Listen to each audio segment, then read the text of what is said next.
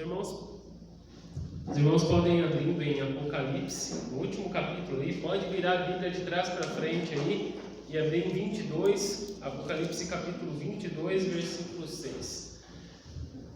Há uns 10, 12 anos atrás, mais ou menos, a verdade foi se encerrar ali por 2014, né? Mas tinha uma rede social chamada Orkut.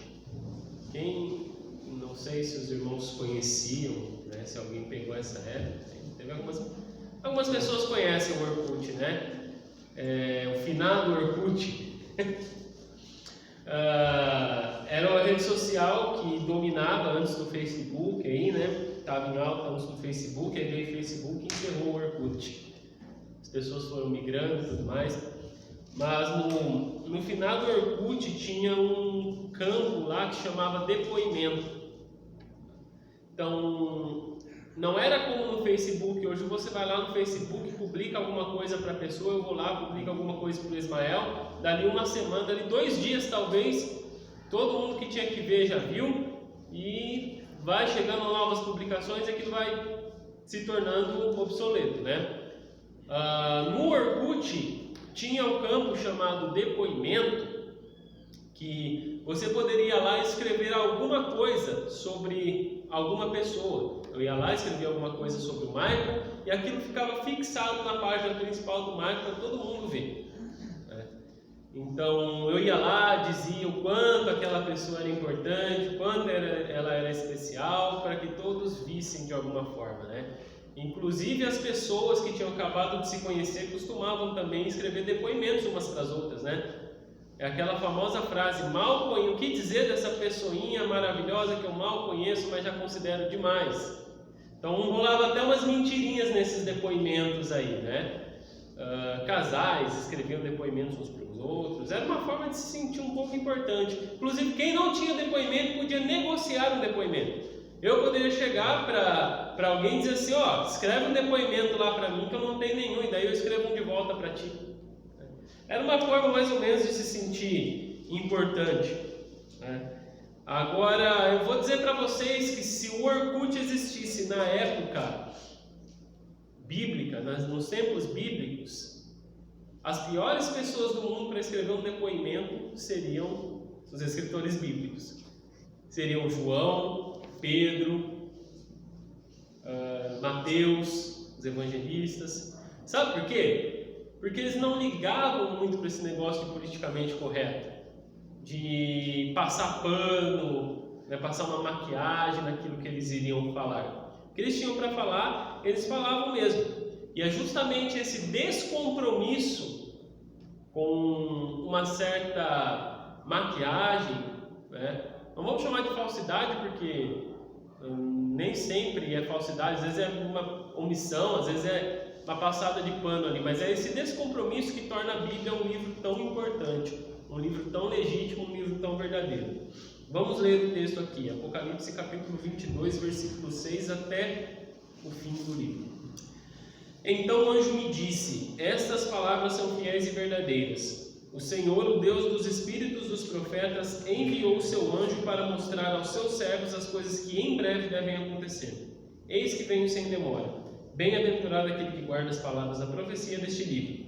Eu, João, sou quem ouviu e viu essas coisas. Depois de ter ouvido e visto, prostrei-me diante dos pés do anjo, que me mostrou essas coisas para adorá-lo. Mas ele me disse, não faça isso, sou um servo de Deus, assim como são você e os seus irmãos, os profetas, e como são os que guardam as palavras deste livro, adore a Deus.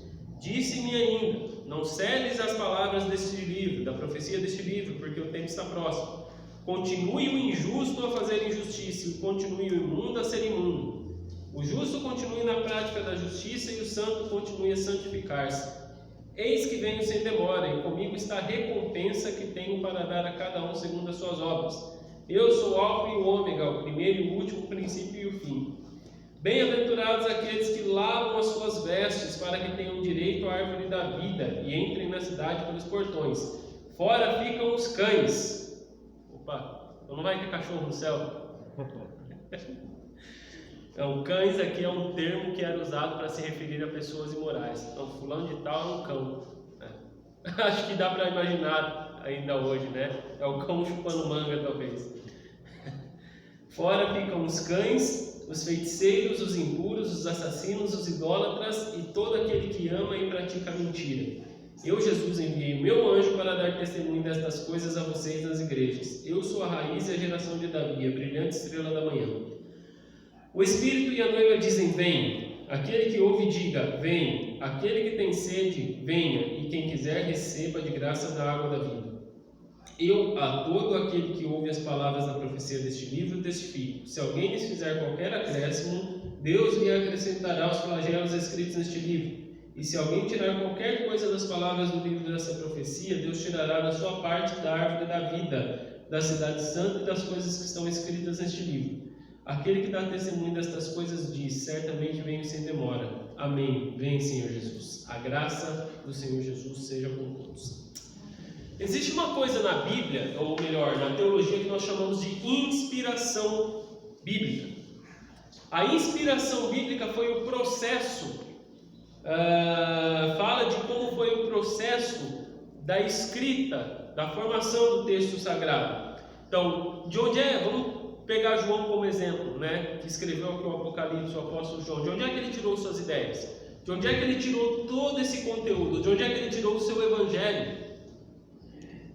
Ele viveu, claro, o seu evangelho, ele viveu aquelas coisas ali. Mas quando a gente fala do livro do Apocalipse, de onde é que ele tirou essas ideias? Essas ideias vieram de sua cabeça? Ele teve um senso de que a igreja estava passando por maus lençóis, por maus bocados ali, e ele precisou escrever uma mensagem de encorajamento, e tudo aquilo veio de um sentimento que ele tinha a respeito do Deus que ele cria? Ou será que esse mesmo Deus inspirou de alguma forma João, levou ele a escrever todas essas palavras?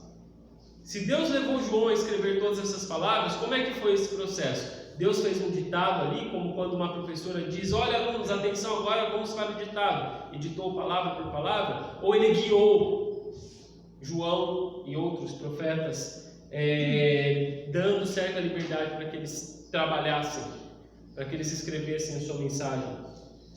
Esse é um assunto muito complexo, né? Várias teorias, já citei algumas, mas o que eu posso resumir para os irmãos aqui é que eu creio que Deus concedeu certa liberdade aos autores bíblicos, tá? Ele guiou todo o processo, ele esteve ali para que a mensagem saísse exatamente da forma que ele queria, mas a liberdade que ele concedeu aos homens foi porque ele falou na língua dos homens. Foi porque João, para descrever o poder de Satanás, para descrever quem Satanás era, usou uma figura conhecida, que era a figura do dragão. Então você vê que a Bíblia, ela tem figuras humanas, ela contém figuras humanas, porque ela foi escrita para homens. Deus revelou a Bíblia aos seus profetas para que fosse escrita para homens, e não para macacos, e não para animais. Por isso que existe tanta linguagem humana na Bíblia, porque é um livro escrito para humanos, né? Então, Deus inspirou plenamente o apóstolo João, ele guiou todo esse processo para que a sua mensagem chegasse de forma fiel e pura ao apóstolo, tá? E é justamente por isso que nós podemos crer que a Bíblia é a palavra de Deus verdadeira. Então, nesse primeiro versículo que nós lemos, no versículo 6, essas palavras são fiéis e verdadeiras. O Senhor, o Deus dos espíritos dos profetas, enviou o seu anjo para mostrar a João. Ou seja, o anjo foi o mediador, mas o anjo também não é a fonte dessa mensagem. A fonte é o próprio Senhor Deus.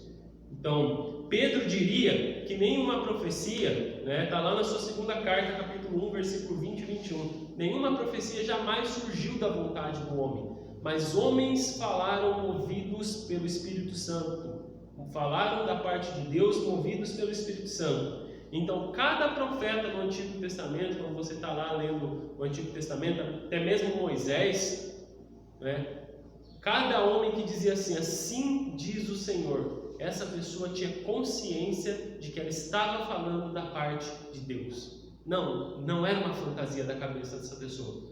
Não é que ela tinha bebido uns goró, uns vinhos lá na festa dos tabernáculos e começou a ver coisas e escreveu. Não, Deus guiou todo o processo.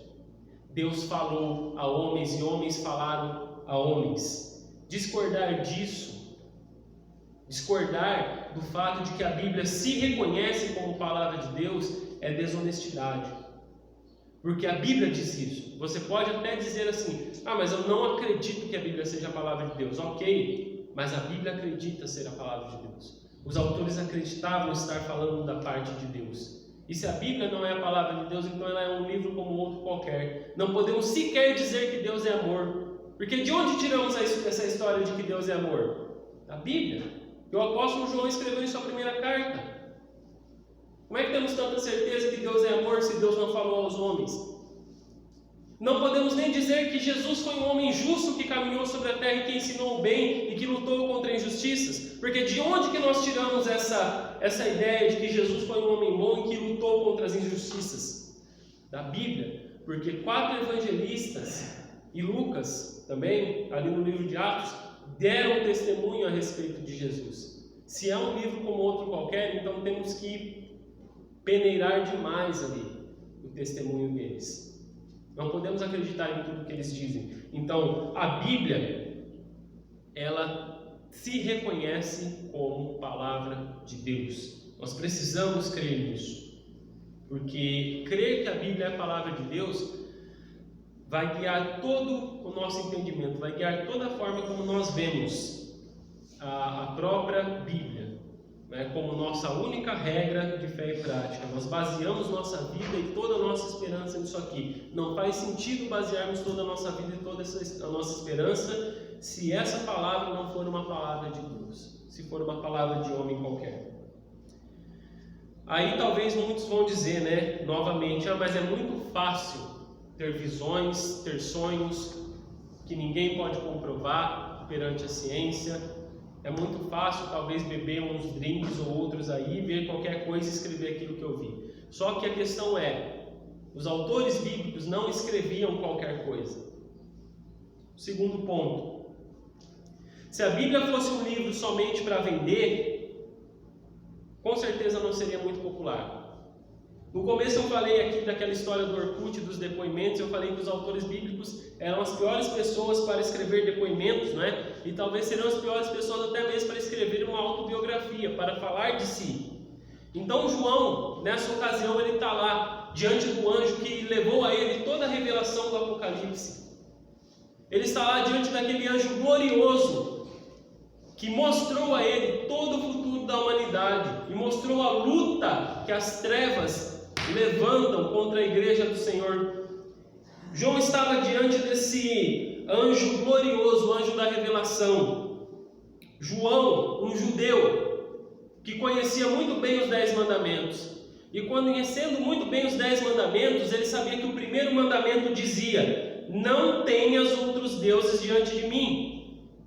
Conhecendo os 10 mandamentos, João conhecia também o terceiro mandamento, que diria: não adore imagens, nem preste culto a elas, porque eu, Senhor, sou Deus zeloso. Daí esse mesmo João, conhecedor de todas essas coisas, diante daquele anjo, o que ele faz? O que ele diz que ele faz? Ele cai aos pés daquele anjo para adorá-lo. E ele descreve essa cena 2 vezes, porque lá no Apocalipse 19, lá no capítulo 19, João está descrevendo essa cena. Se ele fez 2 vezes ou não, eu não sei, mas ele escreveu 2 vezes. Pode ser que ele fez uma vez só isso aí. Pode ser que ele tentou adorar esse anjo uma vez só, mas ele escreveu 2 vezes. E é o tipo de coisa que é perfeitamente compreensível, não é? Porque se eu fosse João, se eu estivesse no lugar dele, estivesse diante de mim um anjo, revelando todo o futuro da humanidade, eu não sei se eu faria diferente.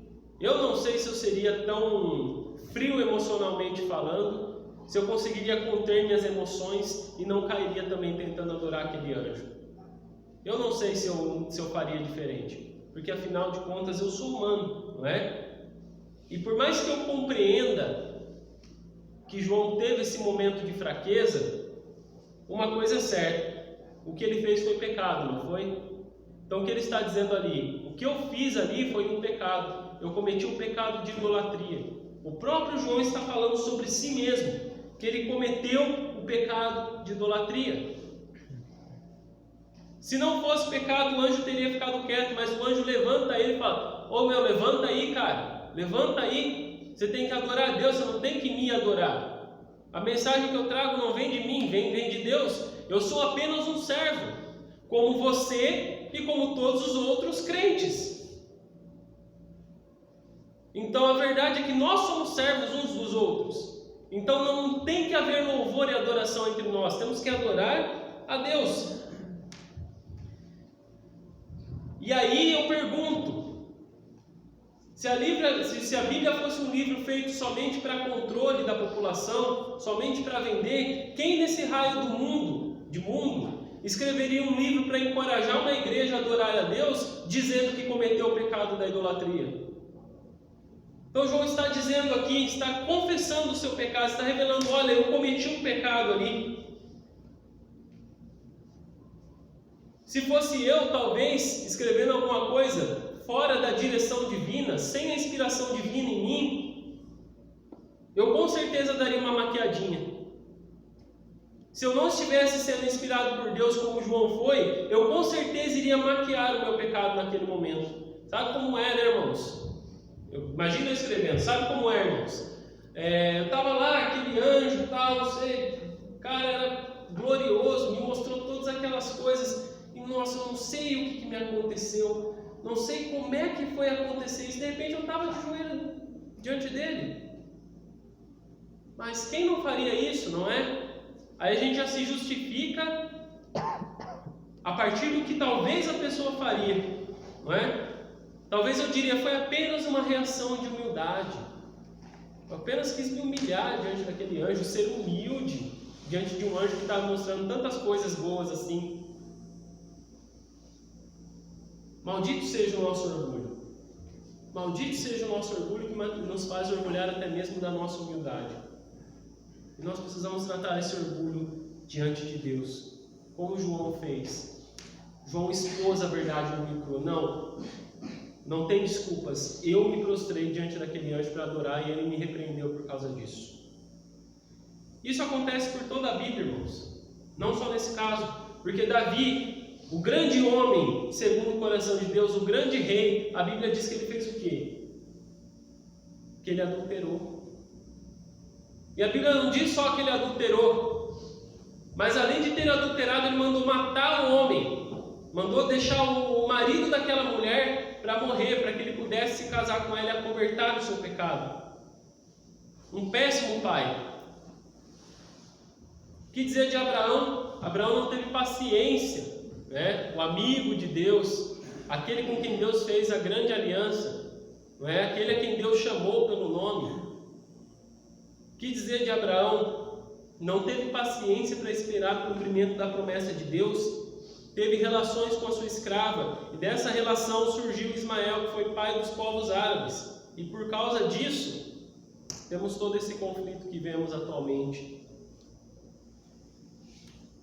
Aí você vai no Evangelho de João e vê ele dando testemunho a respeito de Pedro, o parceiro dele, o companheiro dele de lutas, de aflições. Você vê João falando que Pedro negou Jesus, o grande apóstolo. Pera lá, aquele mesmo cara que converteu 3.000 pessoas negou Jesus? Sim, um dia ele negou Jesus e foi restaurado. Aí você vai para Mateus. Mateus disse o que de Pedro? Que logo depois que ele confessou a Jesus como Cristo, Filho do Deus vivo, Jesus chamou ele de Satanás porque ele teve um momento de fraqueza. Afasta-te de mim, Satanás, quando Pedro disse: você não morrerá assim. Pedro foi pai espiritual, foi pastor de Marcos, que escreveu o Evangelho. Aí Marcos vai dar o testemunho de João.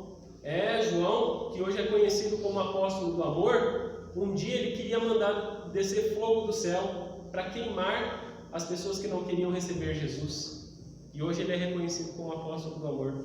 Olha só como os podres dos autores bíblicos são revelados aqui.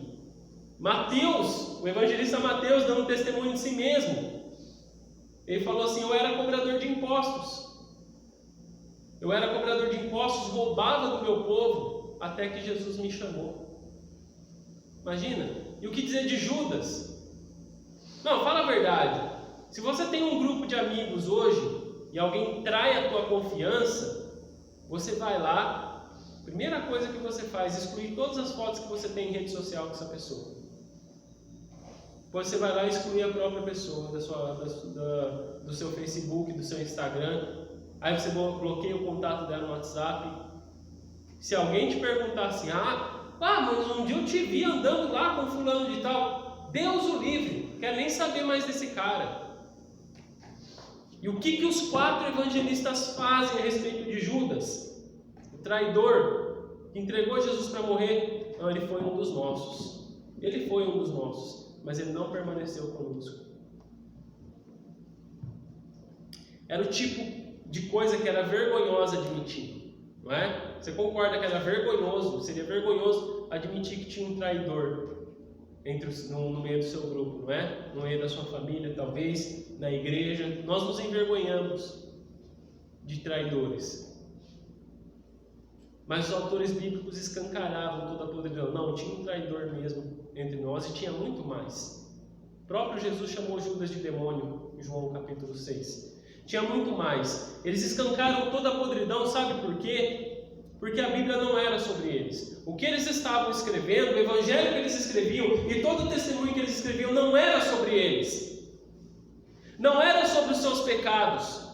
Não era nem mesmo sobre os seus acertos, sobre os grandes milagres que ele faziam. A Bíblia era sobre Jesus. Era sobre um Deus que se compadeceu da humanidade e enviou o seu Filho para morrer pelos seus pecados. A Bíblia é sobre Jesus, por isso que ela é fantástica.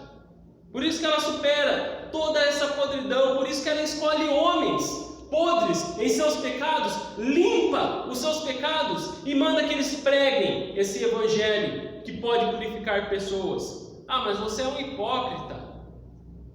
Você até ontem estava vivendo uma vida de pecado. Sim, estava, encontrei a luz, a esperança, e hoje eu digo que você pode encontrar também, porque isso não é sobre mim, não é sobre a minha vida, mas é sobre a vida de Jesus que hoje está em mim. Essa mensagem é sobre Jesus e como Ele é o nosso único Salvador. Por isso a Bíblia é um livro tão legítimo. Só há um que é bom, só há um que é bom, e esse é Deus. Então, diante de toda a mensagem do Apocalipse, ela nos cobra algumas respostas. Diante de toda a revelação que João teve a respeito do inferno se levantando contra a igreja do Senhor e do Cristo glorioso que um dia voltará, esse Apocalipse nos dá alguns desafios. Ele pede que a gente responda a esses desafios. São desafios do dia a dia que a igreja do Senhor tem que cumprir. E o primeiro deles é guardar estas palavras.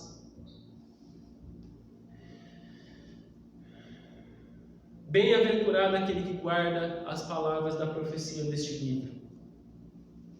O salmista diz: guardei as tuas palavras em meu coração para não pecar contra ti.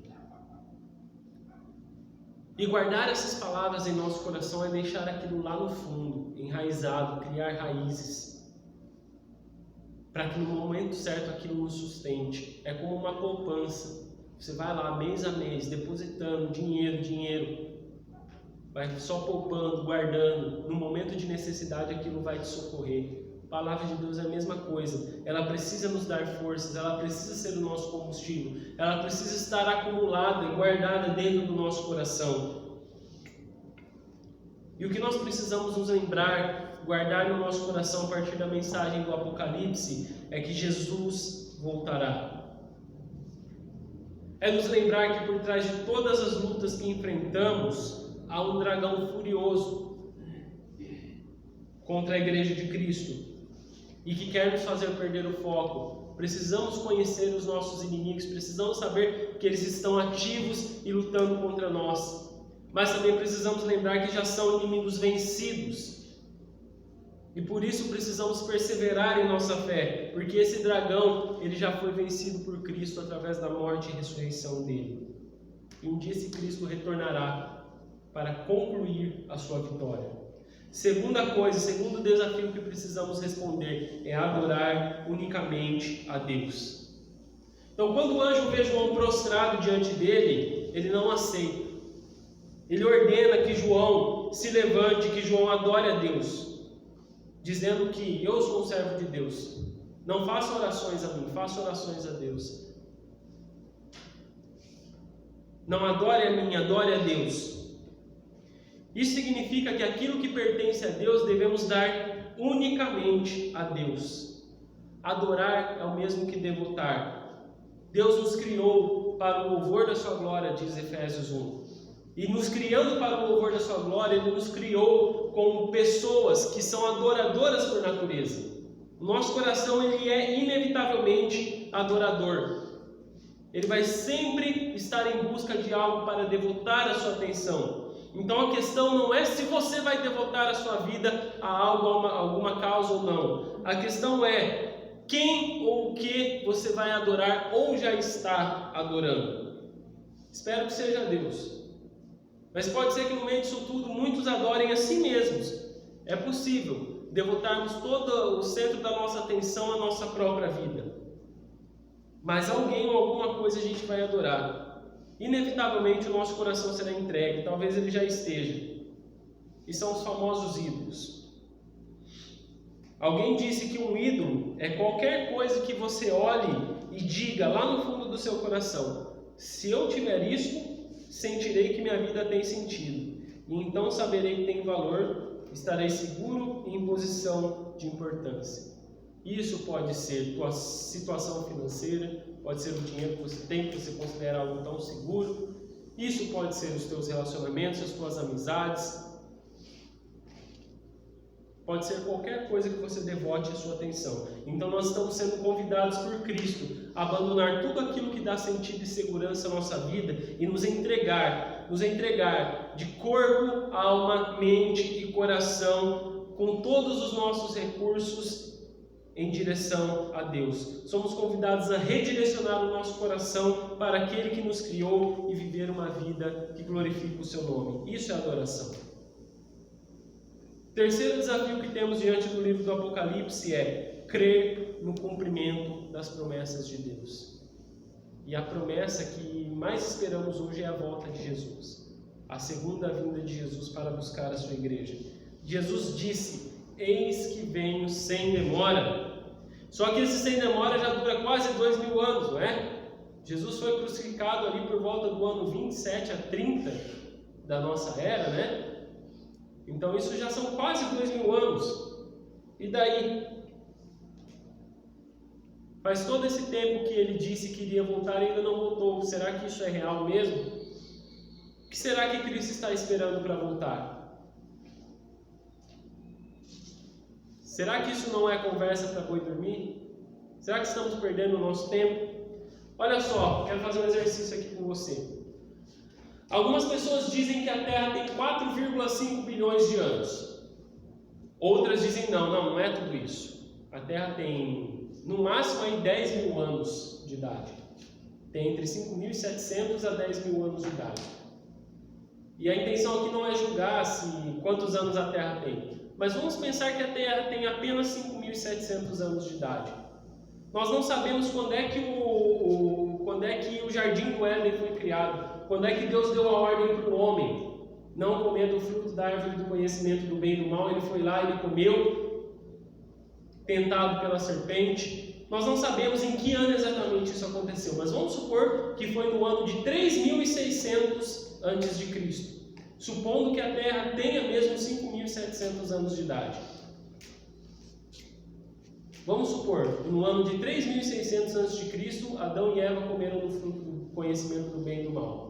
Naquele mesmo dia, está lá descrito em Gênesis 3,15, Deus olhou para a serpente e falou assim: um dia vai nascer um descendente dessa mulher que você tentou, que vai esmagar a tua cabeça.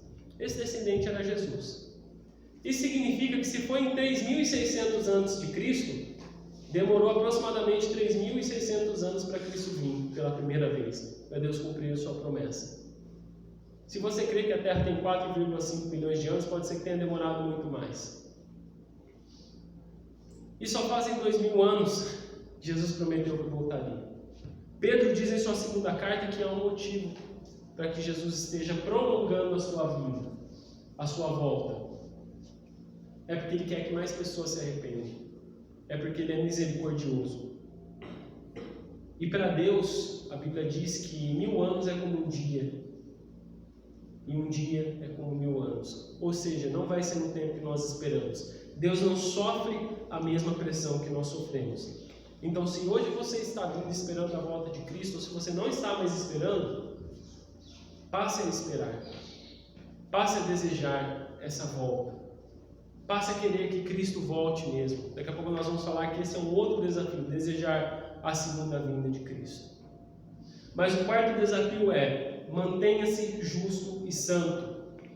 Quando Jesus diz aqui no versículo 11, continue o injusto a fazer injustiça e continue o imundo a ser imundo, o justo continue na prática da sua justiça e o santo continue a santificar-se.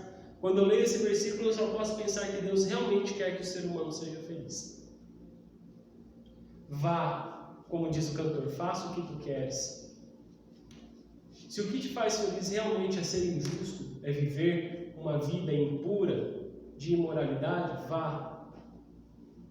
Continue, porque é isso que você terá por toda a eternidade. Agora, se o que você deseja realmente é se aproximar de mim, você entrará pelos portões da minha cidade. Então não é que Deus quer nos ver infelizes. Deus está dizendo, não, continue. Aquele que quer viver em injustiça, continue. Porque a pessoa que vive em injustiça, ela deseja um mundo onde Deus não esteja. E é isso que Deus vai conceder mediante o juízo final. Um mundo onde Ele não está. Agora, para aqueles que realmente desejaram viver segundo a vontade de Deus, esses entrarão pelas portas da Nova Jerusalém. Quinto desafio: lavar as vestes. Está escrito aqui: bem-aventurados aqueles que lavam as suas vestes, para que tenham direito à árvore da vida e entrem na cidade pelos portões. Porque a grande questão não é se somos pecadores ou não.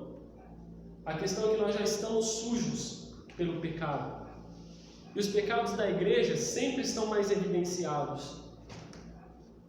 Porque as pessoas que vivem aí fora, elas não têm consciência, muitas vezes, dos seus pecados. Por isso que muitas pessoas dizem, mas eu conheço gente de fora da igreja que é muito mais justa do que aqueles que estão dentro da igreja. E de fato, muitas vezes a igreja é reconhecida aí fora por suas impurezas. Mas aquele que reconhece suas impurezas, ele tem mais possibilidade de se limpar, de buscar uma vida justa do que aquele que não reconhece. Então, o nosso desafio diário é lavar as nossas vestes no sangue de Cristo, nos purificar de todo o pecado. Sexto desafio é desejar a segunda vinda. E essa é a coisa mais dura. Pode parecer que não, mas essa é a coisa mais dura. Desejar que Cristo volte hoje. Quando cantamos Maranata, quando oramos Maranata, Maranata é uma palavra do hebraico que significa vem nosso Senhor. E alguém já disse que a gente só pode fazer essa oração de forma genuína quando a gente é movido pelo Espírito Santo, porque nós oramos basicamente contra nós. Quando nós oramos para o nosso Senhor Jesus vir, vem nosso Senhor, nós estamos orando contra os nossos planos. Nós estamos orando contra as nossas vontades. Nós estamos orando para que a gente não conclua a nossa faculdade, porque se Jesus voltar hoje, você não terminará a tua faculdade, você não começará a tua faculdade. Se Jesus voltar hoje, talvez você não exercerá a tua profissão, talvez você não ficará rico e também não morrerá tentando. Se Jesus voltar hoje, você não se casará. Se Jesus voltar hoje, você não terá filhos. Jesus voltar hoje, a minha esposa que está grávida, eu jamais vou saber se é um menino ou se é uma menina. Ou talvez, vai que já apareça na Nova Jerusalém nascido, né? Se Jesus voltar hoje, minha filha não vai crescer, não vai se tornar uma moça linda, que é a cara do Pai. Se Jesus voltar hoje, eu não vou ser vacinado, mas eu também não vou pegar esse vírus que tem por aí. Não é verdade? A volta de Cristo, ela vai me tirar a possibilidade de muitos bens materiais nessa terra, que eu considero tão preciosos, mas ela vai me presentear com outras coisas. Por exemplo, ontem eu acordei com uma notícia muito triste, de que um homem para quem eu trabalhei lá na minha cidade, e que era irmão em Cristo, que a gente congregava na mesma igreja, ele faleceu. Horas depois, sua esposa, que também estava entubada, faleceu. E eles deixaram 3 filhas, jovens, as mais velhas com 30 anos e uma com 18. A sogra desse homem também está internada e o cunhado dele está entubado. Só que se Jesus voltar hoje e me tirar todos os meus planos, Ele vai me presentear com a vida plena desses 2 irmãos na Nova Jerusalém e com todos aqueles que partiram para estar com Cristo, com aqueles que tanto sentimos falta. Se Jesus voltar hoje, Ele vai tirar todos os meus planos e todos os meus bens materiais, mas Ele vai me presentear com a face do próprio Deus, porque estarei face a face com Ele. Tem um irmão lá na Brasileira que diz assim, você chega para ele, e aí Carlos, como é que você está? Tudo bem? Ele fala, olha, eu estou bem, mas lá no céu vai estar louco de bom. É justamente isso, desejar a Cristo vai tirar aquilo que nós mais ansiamos nessa terra, mas vai nos dar aquilo que jamais imaginaríamos que poderíamos ter. E por fim, o último desafio, ser honesto com esse livro. Aqui, no versículo 18 e 19, diz que não é permitido fazer acréscimos e nem tirar algo desse livro. E, irmãos, a nossa compreensão bíblica, ela pode mudar, nós podemos crescer em compreensão. Esses versículos me bloquearam muitas vezes de estudar o livro do Apocalipse. Eu falei, se eu pregar alguma coisa que não está ali, eu vou ser julgado por Deus. Só que a questão é, hoje nós temos um entendimento a respeito da palavra de Deus, amanhã nós podemos crescer nesse entendimento. E Deus não vai nos condenar. Talvez nós temos entendimentos imaturos hoje a respeito da palavra de Deus por falta de informação, que nós conversamos uns com os outros, que eu posso passar aqui dos irmãos e que não necessariamente é pecado. Agora Deus condena uma coisa, Deus condena que eu saiba a verdade a respeito do juízo de Deus e que eu passe um pano para não falar porque é pesado demais. Sabe aquela ideia? Não, Deus ama todos, Deus vai salvar a todos, todos são filhos de Deus. Isso não é bíblico. Precisamos ser honestos com a Bíblia. Aquilo que ela diz que é pecado, continua sendo pecado, embora toda a sociedade aprove. Aquilo que ela diz que é injusto, ainda que toda a sociedade aprove. Aquilo que ela diz que é justiça diante de Deus, vai ser justo ainda que todo mundo desaprove. Precisamos ser honestos com a Bíblia e dar ouvido àqueles que também são honestos, que chamam o pecado de pecado. Vamos colocar de pé para a gente concluir. É preciso ter sede, é preciso desejar. O Espírito e a noiva dizem: vem. Se Jesus voltasse hoje, como é que você estaria diante dele? Se Jesus voltasse hoje e começasse o juízo final, como é que estaria o teu coração diante disso? Você estaria desejando, por mais que ele disse que ele voltaria num tempo em que ninguém esperasse, no momento em que ninguém esperasse, eu creio que a sua igreja, por mais que talvez esteja ali desalarmada, ela vai lá no fundo estar esperando a Cristo, ela vai estar desejando, e ela vai mostrar que ela está desejando através da vida que ela vive. Então, como é que estaria o teu coração se Jesus cumprisse essa promessa hoje? É hora de você se colocar diante dele e pedir que ele coloque sede no seu coração pela segunda vinda. Senhor Jesus, que o Senhor possa trabalhar no nosso coração para que possamos, dia após dia, desejar a Tua presença, Senhor, porque embora aqui, Senhor, seja bom, porque o Senhor criou esse mundo, Deus, o Senhor nos deu excelentes pessoas, o Senhor nos deu nossa família, nós nos apegamos a muitas coisas que são boas nesse mundo, mas nada se compara, Senhor, à Tua presença, a estarmos diante de Ti, dia após dia, por toda a eternidade.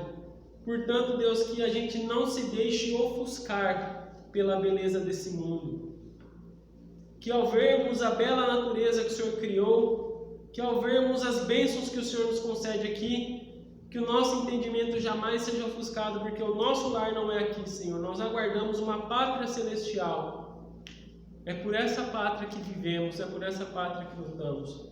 Portanto, que o nosso desejo esteja voltado para Ti como amado de nossas almas.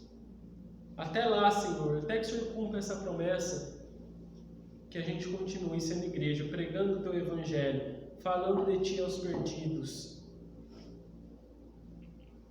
e vivendo uma vida de justiça, para a honra e glória do Teu nome, Senhor. Amém.